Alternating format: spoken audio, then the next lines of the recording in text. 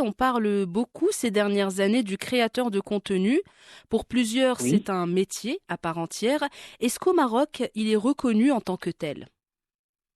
d'accord. Alors, pour parler des créateurs de contenu et des influenceurs, c'est pas uniquement au Maroc, mais ça existe partout dans le monde, aux États-Unis, en France, c'est partout dans le monde. Donc, au Maroc, Mhm. pour parler de métier, est-ce qu'il est encadré, est-ce qu'il y a une loi qui encadre ce métier? Il n'y a pas une loi qui est dédiée par excellence aux influenceurs ou bien pour les créateurs de contenu, mais on a conçu une forme juridique. Par exemple, on peut parler de l'auto-entrepreneur. Mhm. En fait, pour l'auto-entrepreneur, c'est une forme juridique qui peut être adoptée par ces influenceurs, par ces créateurs de contenu, en respectant quelques conditions.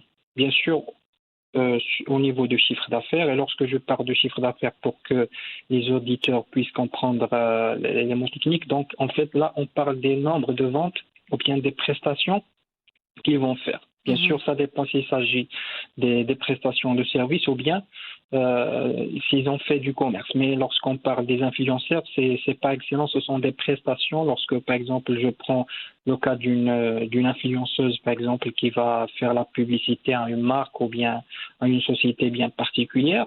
Donc là, on parle de prestations de services et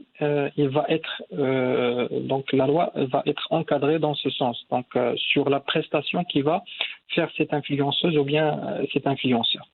D'accord. Mais globalement, en tant que nouveau métier, en quelque sorte, est-ce qu'au Maroc, on le reconnaît en tant que métier ou on le classe toujours dans la catégorie de hobby ou voilà, mais pas de Voilà. Et métier-métier? donc pour le moment, on ne peut pas le qualifier comme un D'accord. métier parce que normalement il n'y a pas un cadre juridique qui encadre spécifiquement ces influenceurs et ces créateurs de contenu. D'accord.